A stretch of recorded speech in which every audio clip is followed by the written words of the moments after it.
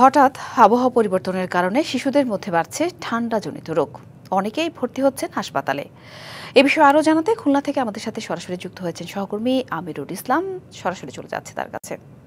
আমিরুল, হাসপাতালে কোন বয়সের রোগীরা বেশি চিকিৎসা নিতে আসছেন আর চিকিৎসকরাই বা তাদের কি পরামর্শ দিচ্ছেন জানাবেন।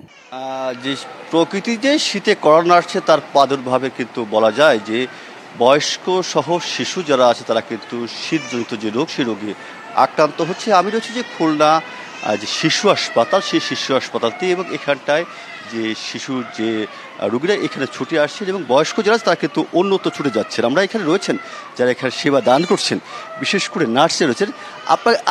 আপনাকে জানতে চাইবো যে আসলে কি ধরনের রোগী আসছে আপনাদের এখানে ঠান্ডাজনিত কারণে? আমাদের ডায়রিয়া রোগীগুলো বেশি আসে, কারণ এখন ঠান্ডার সিজন পড়ছে তো, কোল্ড ডায়রিয়া যেগুলা এইগুলা পেশেন্ট বেশি আসতেছে, যেখানে আসলে আমাদের সেবা দিতে যে হিমশিম খেয়ে যেতে হচ্ছে। আমাদের বেডও খালি থাকে না, প্রচুর পরিমাণে রোগী। আমাদের আসলে ডায়রিয়ার এত চাপ, আর বিশেষ করে বাচ্চাদের এই সমস্যাগুলো বেশি হচ্ছে।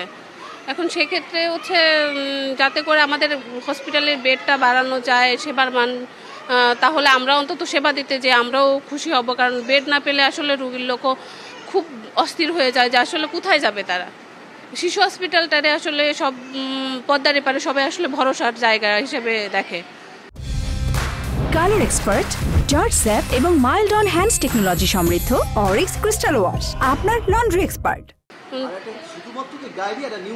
আমাদের নিউমোনিয়ার পেশেন্টের চাপও বেশি, আর সাথে সাথে হচ্ছে যে নিউমোনিয়ার এআরআই এই ধরনের পেশেন্টগুলোই বেশি আসতেছে শিশু হসপিটালে। এই জন্য বললাম তো যে আসলে আমাদের বেডের সংকট খুব পরিমাণে। তার জন্য যদি আপনারা বিশেষ করে এই দৃষ্টিটা দেখেন বা সবাই মিলে যদি আমরা চেষ্টা করি, অবশ্যই আমাদের হসপিটালে সেবার মান আরও উন্নতি করতে পারবো।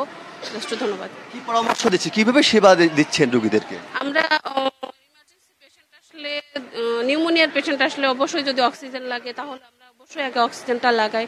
আর ডায়রিয়া পেশেন্ট যদি ডিহাইড্রেশন বেশি থাকে তাদের সাজেস্ট করি ওর স্যালাইন কীভাবে খাওয়াতে হবে, সেই নিয়মটা বলে দিই। কারেকশন করা যায় কীভাবে, ডক্টর দেখে যদি স্যালাইন অর্ডার দেয় তাহলে সেভাবে আমরা স্যালাইনের অর্ডারটা মেনটেন করে তাদের সেভাবে দেওয়া হয়। এই আর কি। আর বাচ্চার মারা তো আসলেই বাচ্চা অসুস্থ থাকলে খুব আপসেট থাকে, তাদের মেন্টালি সাপোর্টটাও আমরা দিই যে আমরা আসি, সেবা তো দিচ্ছি, দেখি ঠিক হয়ে যাবে। ধন্যবাদ আপনাকে। এবং চিকিৎসক যারা আছে তারা যেটা বলছেন, বিশেষ করে যে ঠান্ডা যে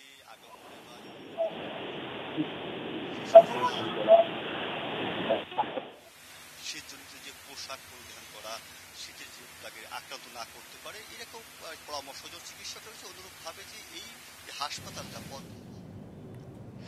ধন্যবাদ আমিরুল। আমাদের সহকর্মী আমিরুল ইসলাম জানাচ্ছিলেন খুলনায় ঠান্ডাজনিত রোগীরা চিকিৎসা নিতে আসছিলেন হাসপাতালে সে বিষয়ে।